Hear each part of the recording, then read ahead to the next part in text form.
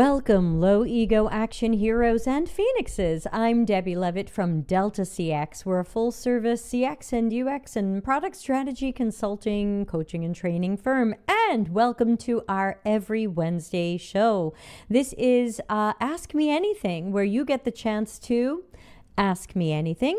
If you would like any free advice, mentoring, coaching, now is your chance. So I am happy to take questions on pretty much any topic on the planet. I'll let you know if I can't answer it. You are welcome to send your questions in the chat and they'll pop up on the screen. Or you can go to dcx.to. There is a way to, a link there to ask questions anonymously. And there you'll also find links to other ways to be part of our community. Our Discord is at nearly 500 people now and pretty active. It's completely free. Hello, Ana Lucia. I post a bit on Blue Sky. You can find me there. What else? Follow on Twitch. It's always better than YouTube and LinkedIn.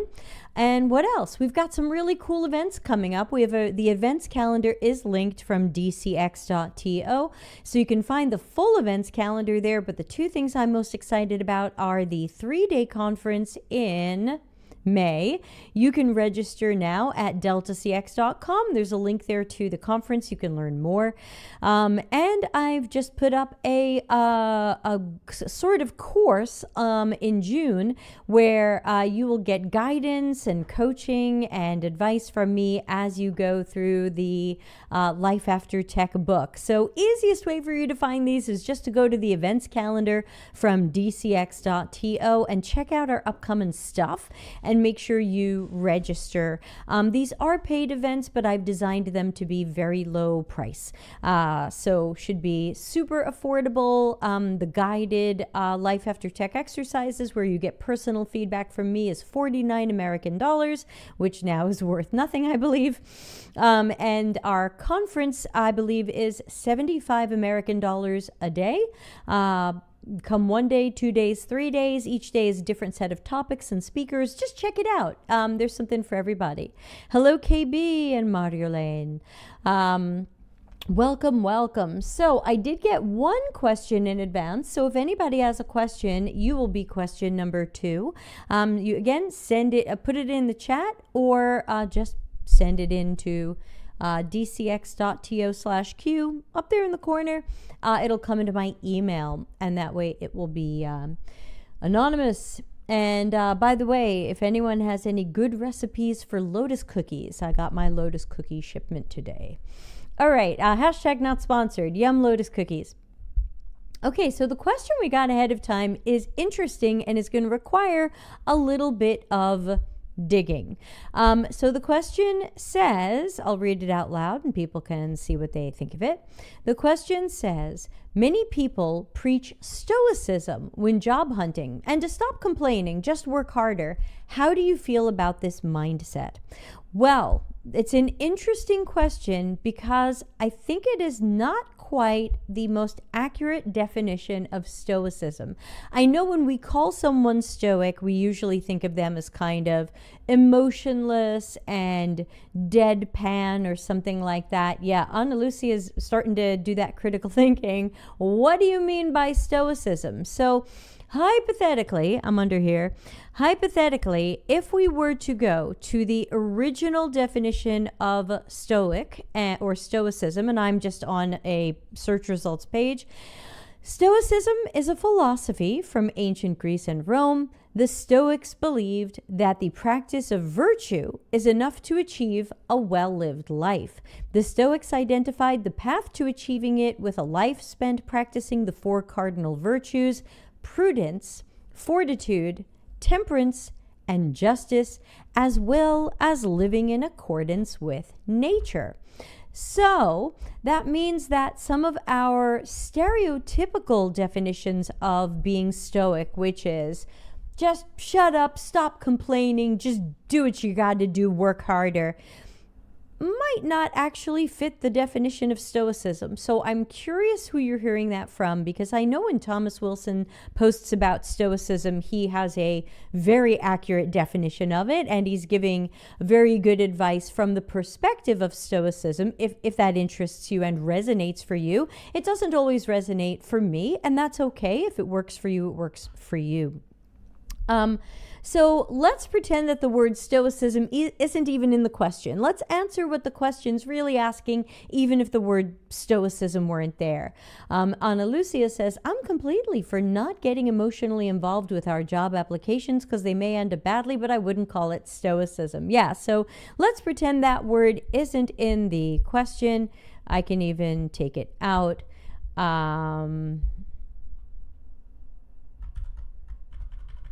How's that? Many people preach when job hunting, just stop complaining and work harder. How do you feel? That's tough, because it sounds like advice that doesn't help anybody. When someone is struggling, if we have care for them, if we have, everybody say it with me, empathy for them, why would we tell them to shut up and stop complaining and just work harder? Are we implying that they haven't been working hard, or they haven't been working hard enough? I haven't found a job and I've been looking for a year. Do you want to tell me to shut up and stop complaining and just work harder? That doesn't feel friendly. It doesn't feel helpful, and it's not actionable. Just work harder. Doing what? What do you want me to work harder at? I don't even know. What do you think I'm doing wrong? You don't even know. You don't know why I'm not getting interviews or jobs or whatever the case may be. Good. A question's coming in, so we'll address that one next. So I don't think that's a mindset. I feel like that's borderline abuse, because I don't think these are statements that help anybody.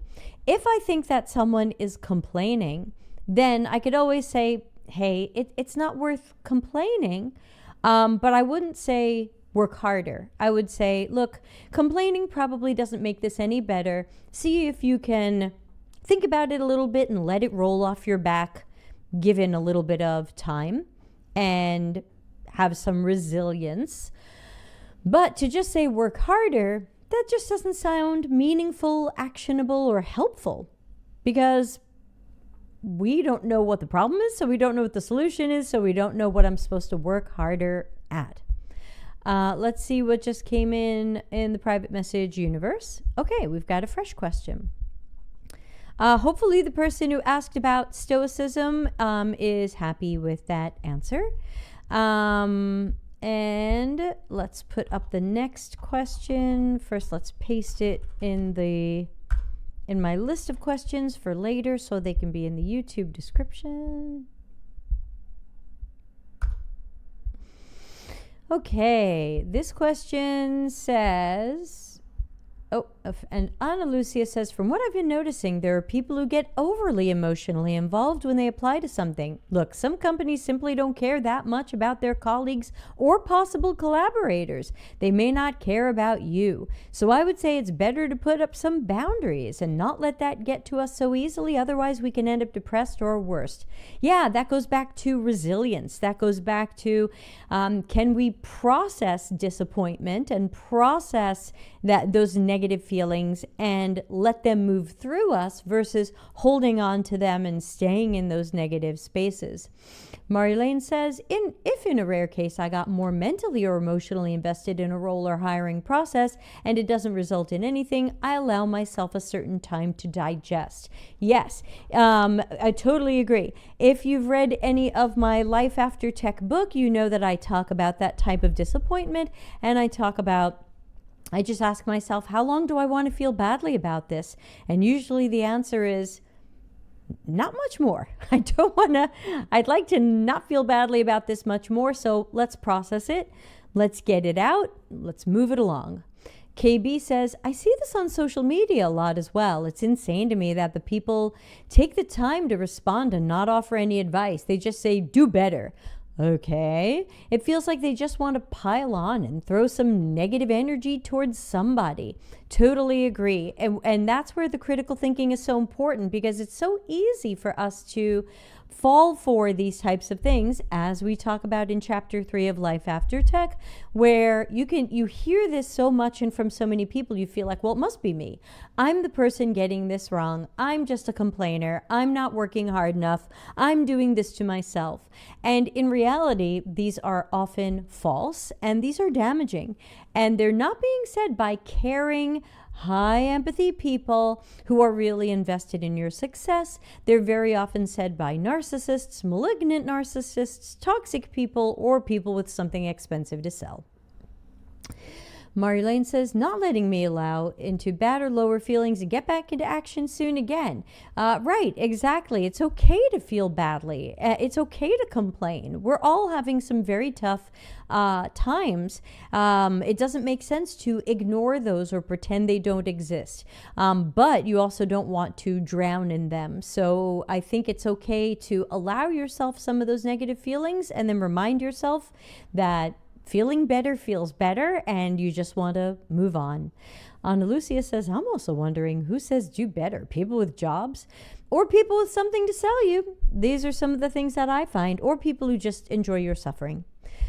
Okay, here we have a anonymous question. Thank you to whoever sent it in. And it says, how should we handle coworkers who consistently cause problems?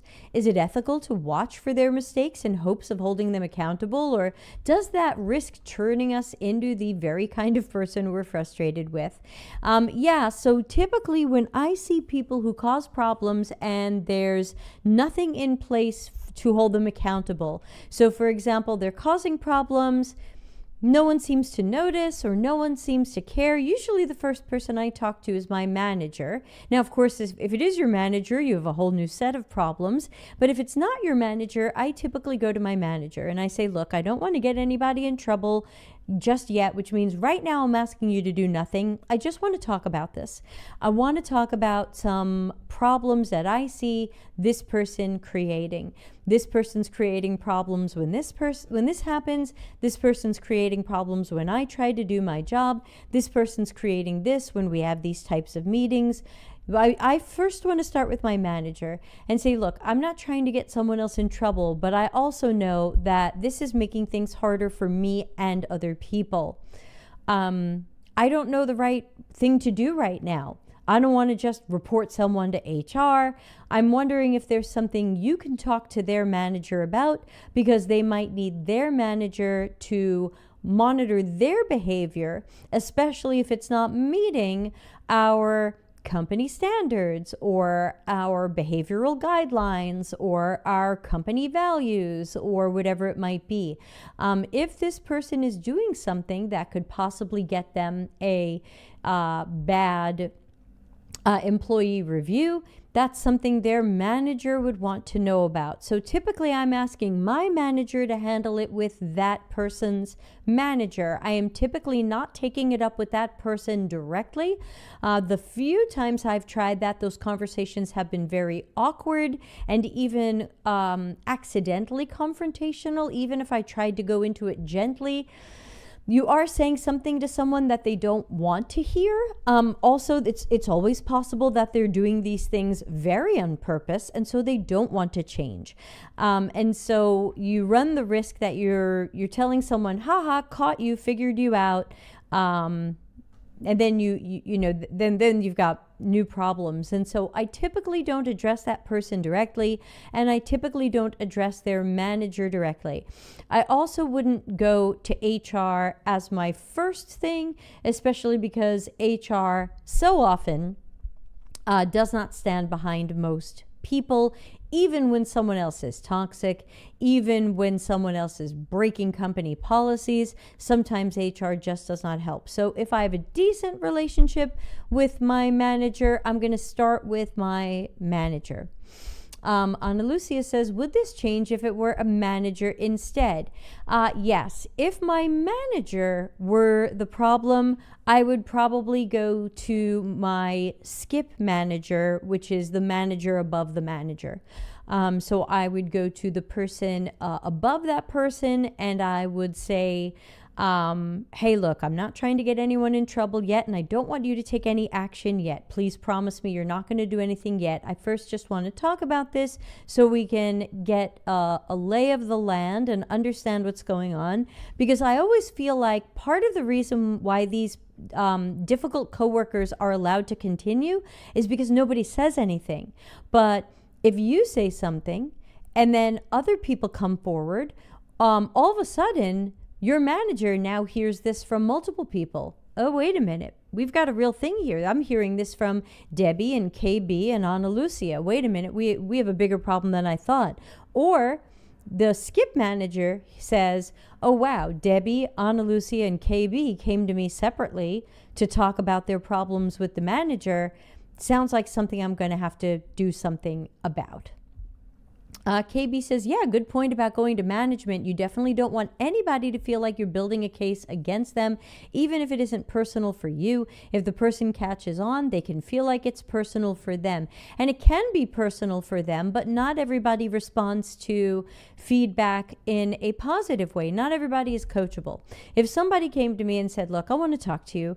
We had that meeting yesterday, and there was something you said that just really bothered me. It really bothered me when you said this because it made me feel like you don't value my job. I would want to have that conversation because I would want to say, oh my gosh, I'm so sorry that I said that. I want to thank you for coming to me with this. I want to make sure I don't say something like that again, even by accident, because I do value you and I do value your job. And I'm sorry you took that way. I didn't mean it that way, but I can see how you take it that way. Okay. If the person feels like they can't come to me with that because they're worried that I'm aggressive or whatever the case may be, then they would go to my manager. My manager would come to me and say, hey, so-and-so didn't like the thing you said at the meeting yesterday. They thought you didn't value their job. They thought you said something blah, blah, blah. What happened? Oh, okay, well, I said this thing and I meant it this way. Sounds like they took it this other way. I can see how that would happen. Let me go to them and apologize for that.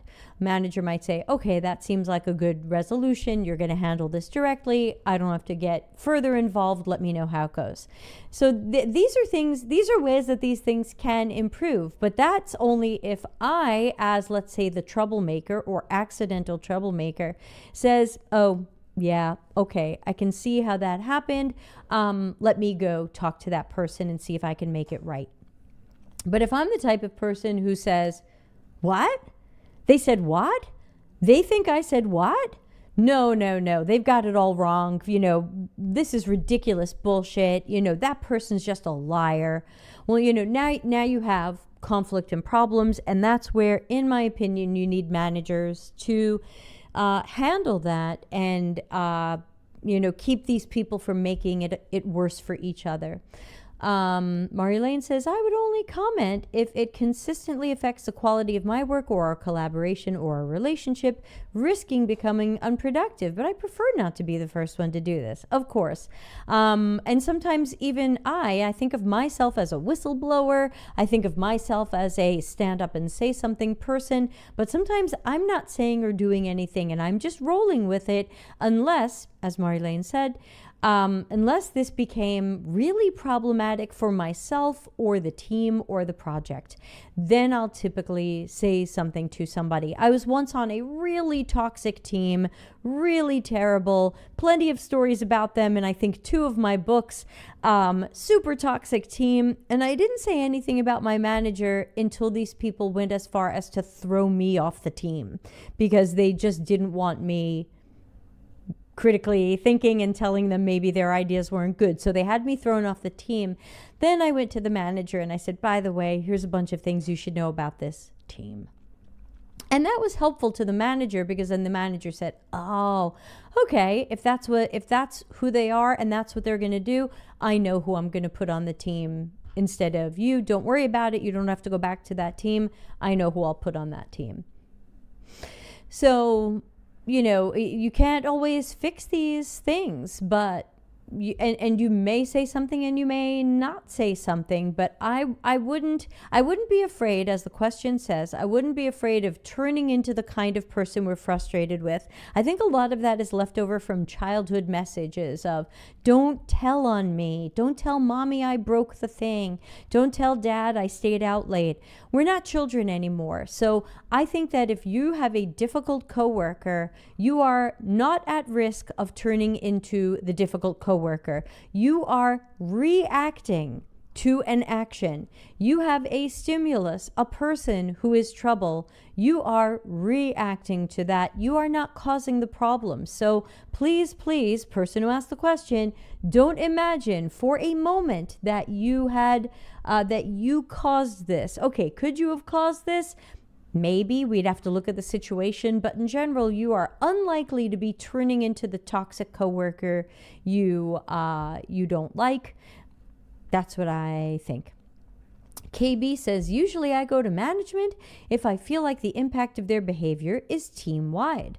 KB also says, if I can't talk to them directly because it hasn't reached that level yet, and they are receptive to feedback, like Debbie said, then I'll give it a try. You can strengthen your bonds with your coworkers in that instance if they come away feeling like you're trying to help.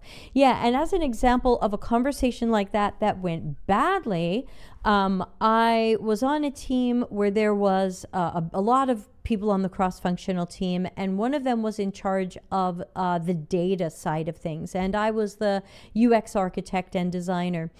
And we had this project where it had to do with shoe sizes. Has anybody ever read my article or book where I talk about the project with the shoe sizes? I've talked about it. Well, it's been a long time. It's been years since I talked about the shoe size project. And this data person, for a reason I'll probably never understand, thought that when our e-commerce site showed shoe sizes, they should be in the order of how much stock we have in each size. I'll just let that sit with you for a moment. So for example, the sizes wouldn't say 8, 8.5, 9, 9.5, or for EU people, imagine sizes like 39, 40, 41, 42. The sizes wouldn't be in number order. The sizes would be ordered by how much of that product was in stock. And if we had more of that product in stock, show that size first. I guess the data person thought that maybe that would move the stock, because someone would be like, oh wow, they've got a lot of 40s, but like if I don't wear 40, then none of this matters, right? So people expect to see shoes in order of size so they can quickly eyeball it and find their size. And so I had some ugly conflicts with this person. Yeah, you would expect to find the numbers in order. I had some conflicts with this person in group meetings where they were really pushing their idea to show the sizes in this order, and I was saying that this really didn't make sense to me, and that shoe sizes should go in order. And I think after 2 weeks of fighting this, this woman pulled me into a side room at one point and was like, we have to get aligned. And I was like, oh God, one of my least favorite corporate words, we have to be aligned. I think you're trying to make me look bad to the rest of the team, and we really need to be aligned. Oh, I see the question coming in. Thank you. And I said, we could be aligned, but we don't agree. And I'm not trying to make you look bad, but I have never once in my 20-year career had to fight for 2 weeks for shoe sizes to go in number order. To me, this is just surreal. And I would love it if we aligned, but I think you're going to have to align with me. It doesn't make sense to show shoe sizes in order of stock amounts, because no matter how much stock we have in a 39, I wear a 41. Ana Lucia says they may show a number as low stock, but the number should be in order. Exactly. So she tried to pull me into the room and she tried to work it out with me, and I get it, but that was awkward because we were fighting for 2 weeks in front of other people on this thing, and I did eventually win, but she was quite sour about that.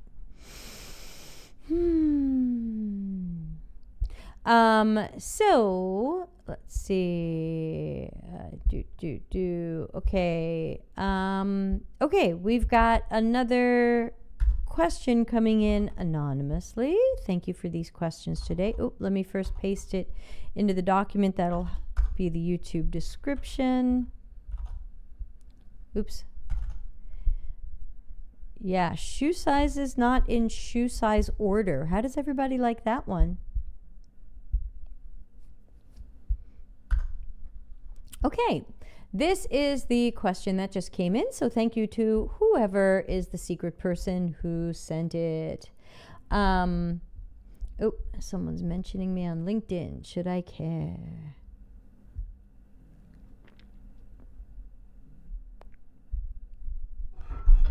Oh, yeah, there we go.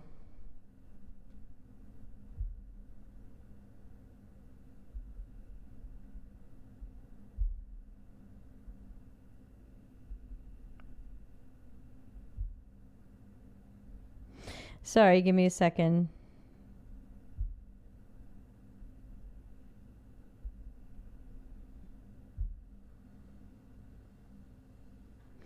All right, how do people get ready for the workday when they wake up already feeling blah? Some morning it's like my brain just won't turn on. How do people actually get into that let's crush it mindset? What a super question. I think this really goes with day 2 of our conference. So person who asked the question, if you are not yet familiar or signed up for our conference, please go to dcx.to, follow the link to the Delta CX Hive 2025 conference. This is day 2 stuff all the way. And day 2 is about time and energy management. And you're really talking about energy management here. Oh, hold on. We have a shoe size comment. Shoe size is not even the same thing as buying, I don't know, a blouse or something. Maybe you can buy a blouse that isn't your size as long as it's bigger and then have your seamstress fix it. Right. Yeah, my foot is my foot. Bad news, everybody. It's a 41. Okay, so how do you get into the let's crush it mindset? So obviously different people are going to have different perspectives on this, and it's really about finding what works for you. Some people will say, oh, start your day with mindfulness. I got to admit, that doesn't totally resonate for me. Some people say start your day with a meditation. I got to admit, that doesn't totally work for me. Some people say start the day with setting an intention. Again, this is technically good advice. It just happens to not resonate for me, but you might go, oh, wow, yes, why am I not doing that? That's a great idea.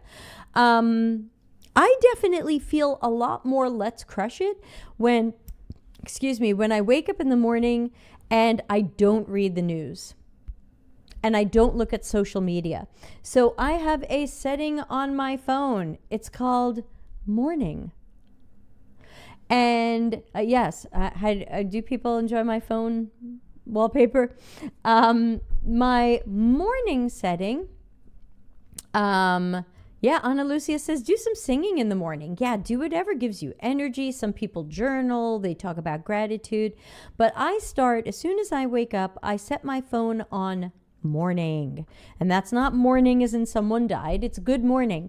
And basically my morning setting is a focus mode, or if you have Android, it's a mode and routine, where all social media apps are blocked. I can't open them. So I can't open LinkedIn, Instagram, Blue Sky. The only thing I allow myself with respect to communications is Discord, so I can see what all of you've been saying when I wake up, Slack, in case anything's going on there, and my email. So it's not that I don't want to look at communications, some of which might even be work-related. It's more that I don't want the energy-sucking evil of social media and the news. If you've got your social media fine-tuned where you can, like a friend of mine has 2 TikTok accounts. One of them is heavily political, and the other one is dogs and recipes. She's basically fine-tuned the algorithm to where that account only shows her dogs and recipes. I think if you woke up to dogs and recipes, that sounds like a lovely, energizing way to start your morning, but I would definitely not want to start with that political TikTok. So I think Anna Lucy is right in that you want to think about what makes you feel energized and what makes you feel drained. Another question from the coaching school I am graduating from soon is, what are you overdoing and what are you underdoing? And maybe a question like that might even spark some ideas as well. Oops, I accidentally replied as Delta CX. Why? Why did LinkedIn let me do that?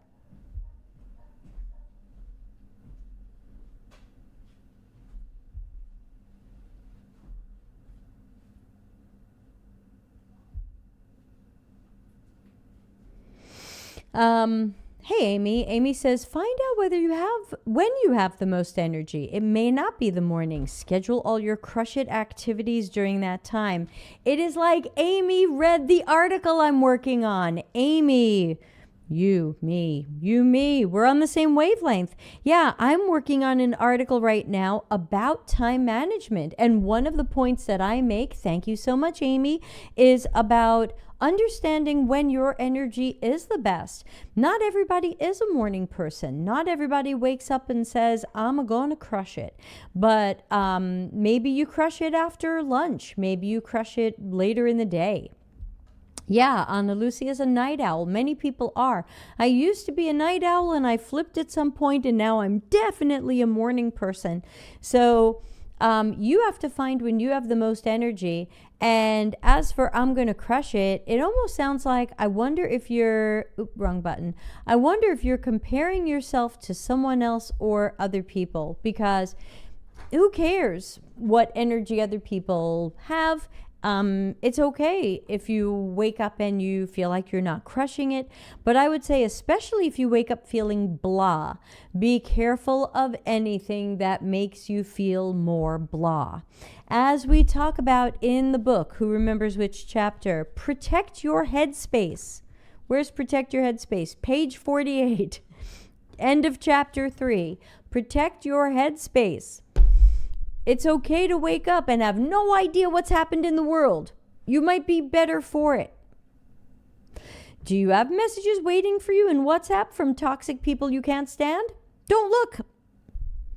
So, give yourself permission to take in content or people when you're feeling better. And who knows, maybe you will become a little bit more of a morning person if you remove some of the news and some of the social media and you don't wake up sinking into a hole of sadness. Anna Lucia says, when I wake up, I feel kind of sluggish. I'm usually not energized. I need a few hours to wake up my brain and get back on the rails. Yeah, and again, we're not comparing ourselves to anybody in particular. Take all the time you need. Oop, I see questions coming in. Thank you very much, people.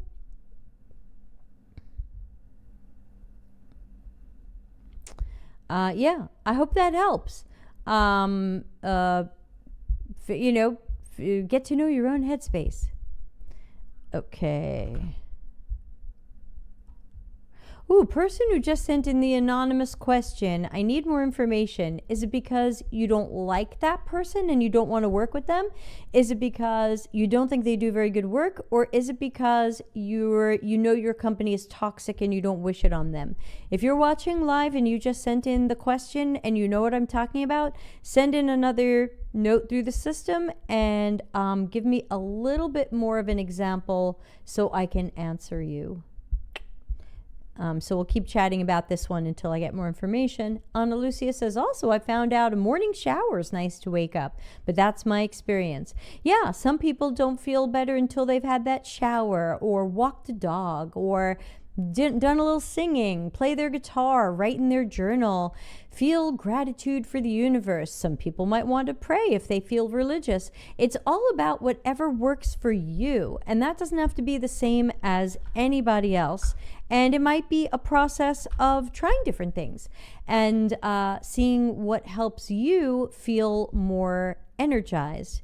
As a non-drug person, I usually don't recommend drugs, so I'm not going to tell you have extra caffeine, have 7 shots of espresso.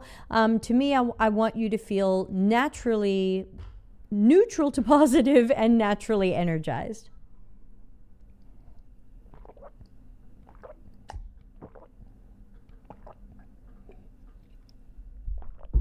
Sorry, I'm a little dehydrated today, and that stuff is just delicious. Hashtag not sponsored. I love my watermelon drink flavor stuff. Not sponsored. Wish I was. If I could be sponsored, ooh, Decathlon and True Lemon water flavors. But I'm not sponsored. So please, if you buy those, you don't have to tell them Debbie sent you. Haven't heard back from anonymous question person, so I don't know if they're watching right now. We can put up their question and we can make some guesses about what it's about, but hopefully they'll send some more information. Here we go. How do you tell a friend you don't want them working with you, even though your company has job openings? Do you lie and say there aren't any, or is there a better way to handle that? Now, of course, my question was, why are we doing this? That's the missing piece. I want to know. I want to know if we don't want our friend working with us because we don't like them that much and we don't want to work with them. Yeah. We think they're bad at what they do, so we don't want them at our job because we kind of know they're not very good at what they do. Or we know that our workplace is toxic and we don't wish that on them, or something else. I don't know. What do you do? So let's start with the easy one. If it's the second one, where maybe they're not very good at what they do, then hypothetically, they might not make it through the interviews. They could have, oh, hold on, email coming in. Maybe it's the extra information we've all been waiting for. And it says, I don't want the job to mess with our friendship or shift how we normally view each other. Even that's a little mysterious. All right, let me paste that on the screen, even though I am still... Yeah, Ana Lucia says maybe it's about blurring boundaries between coworker and friend. I guess so. The person said, I don't want the job to mess with our friendship or shift how we normally view each other. Well, I guess it depends how good that friend is. I'm watching a little bit of that with a friend of mine now. She doesn't work in my industry, but one of her friends does.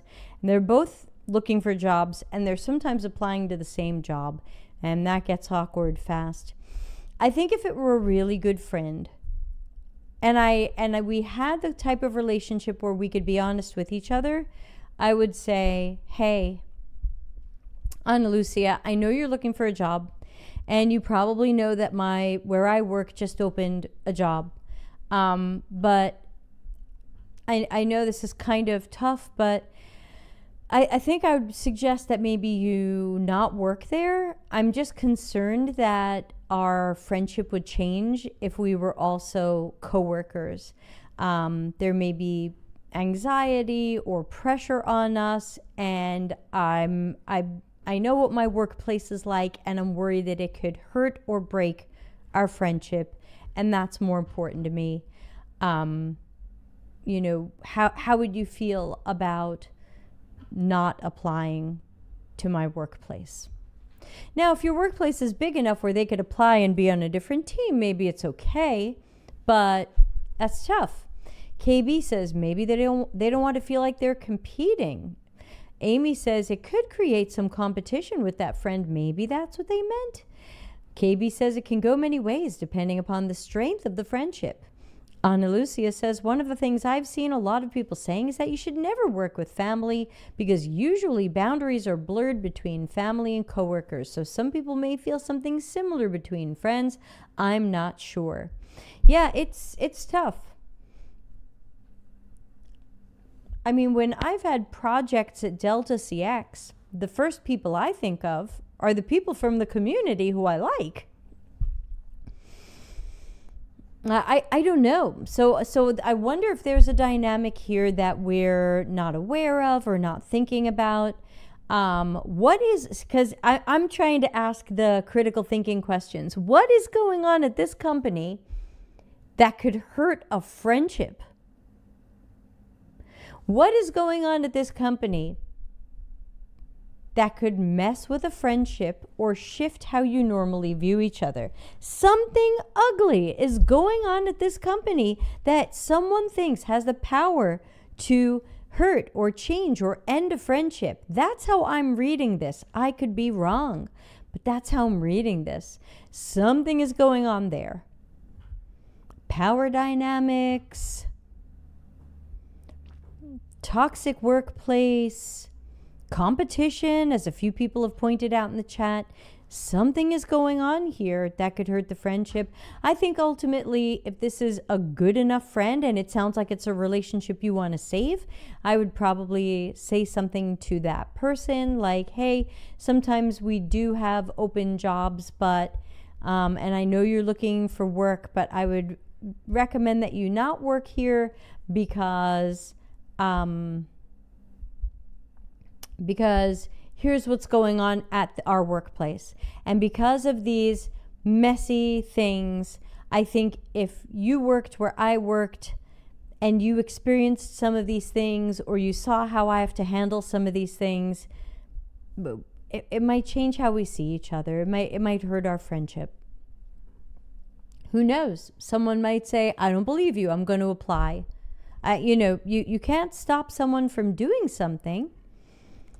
If you think it's important enough, you can say something, but I think you'd have to say a lot more than, I don't want the job to mess with our friendship, because I would be saying, why? What is going on at your job that you think it can mess with our friendship if I worked there too?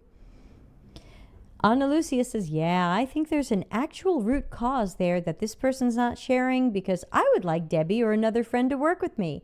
I know Debbie's competent and I would be a great coworker. Thank you, Ana Lucia. And back at you. Is there a reason why I shouldn't recommend Debbie, for example? That's how I would view this. Yeah. That's, in fact, Ana Lucia has taken an interesting angle here. Why aren't you telling your company to hire your friend? Your friend needs work. You like your friend. They can probably do the job.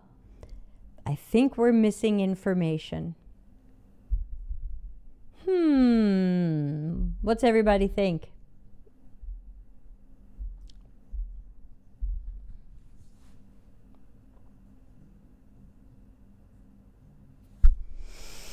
There's something we don't know, because I know that even in some of these ugly worlds, I am trying to bring my friends into job opportunities, whether I work there or not. And yeah, every workplace is flawed. No workplace is perfect. There's going to be problems at every workplace. I don't know. I think we're missing something. Oh, excuse me. I'm a little sleepy, and I have a call in 2 hours. I've got to stay awake. Ana Lucia says, maybe the company is toxic. Maybe the friend's just an acquaintance. Maybe they're being pushed to do something they don't want to do. Maybe the friend isn't that competent. Amy says, sounds like it's a bad work environment. Yeah, there's definitely more layers to the story, and the person doesn't have to share that with us. That may be private, and that's okay. But I would encourage this person to either let it go and let the chips fall where they may. Companies are getting hundreds of applications for every job, so it's possible that this friend might get the job, but not totally likely, because they could pick anybody. Or you have to go for it and have a talk with your friend. But I would say you're going to have to say something a little bit more meaningful and direct than you working at the same company as me could mess with our friendship. KB says, my guess is the company is toxic and the person feels like they may be obligated to protect them if they work there. Yeah, or the company is toxic and that friend is going to see a side of them they don't want seen. A side of them that is fighting stuff, or a side of them that is submissive to bad treatment. A side of them that is anxious. Maybe the person who wrote it feels like their work isn't always that great, and now their friend is going to see them doing not great work. There's so many possible things here, but I think this person either needs to let it go, or have a deeper, more honest conversation with their friend than the information we have here today.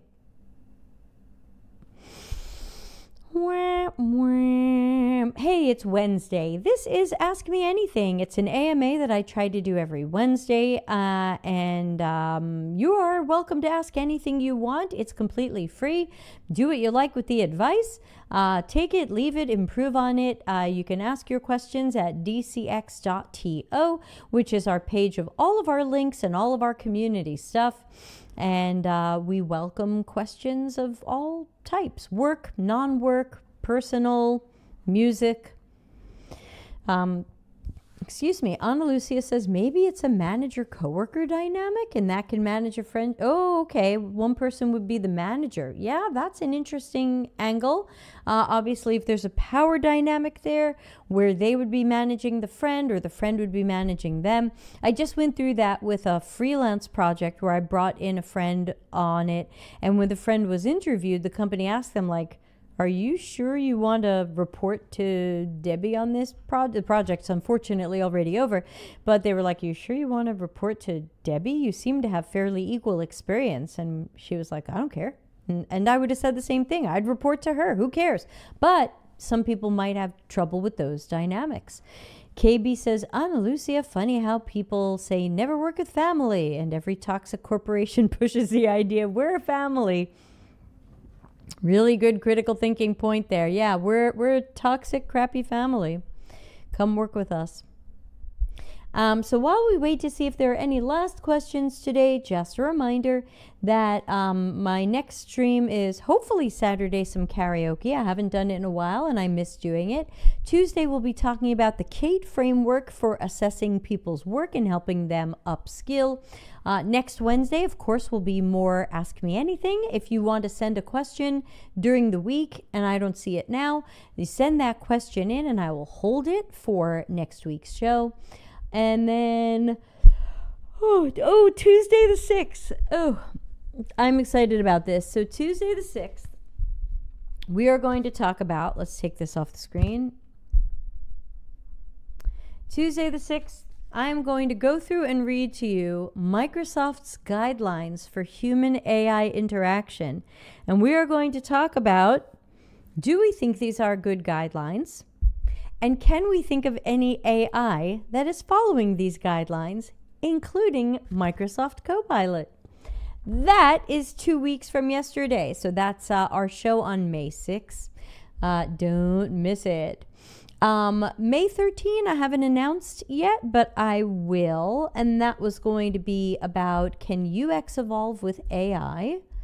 Tuesday the 20th, beware of fake recruiters on LinkedIn. We'll talk more about that. Yes, it is often, unfortunately, a red flag when people say, oh, our company is like a family. It's kind of like that comedy video I put up on our YouTube channel about, we really want you to have a sense of belonging and belonging with our company. Boo. So, yep. So don't forget, check out our events linked from dcx.to. We've got the Late May Conference. It's a 3-day event that I know is going to help everybody no matter which day you come. Okay, bye. See you soon. And then the June, I guess you would call it kind of coached individually coached version of Life After Tech for only $49. You get some coaching with me in a cohort while you do the exercises so that you can figure out your Phoenix flight plan and what you might do if you're done with tech or tech is done with you. Because I feel like increasingly tech is done with us, and I'm nervous, and I hope people have plans. With that, let's start the wrapping up music and the end of the show stuff. So thanks again to everybody for coming. Great conversation, super questions. I don't think anything's in the email that I missed. Nope. Yes, thanks to everybody again for the session. I hope to see everybody Saturday night for karaoke. Otherwise, see you Tuesday for Take Action Tuesday. Thanks, and catch you later.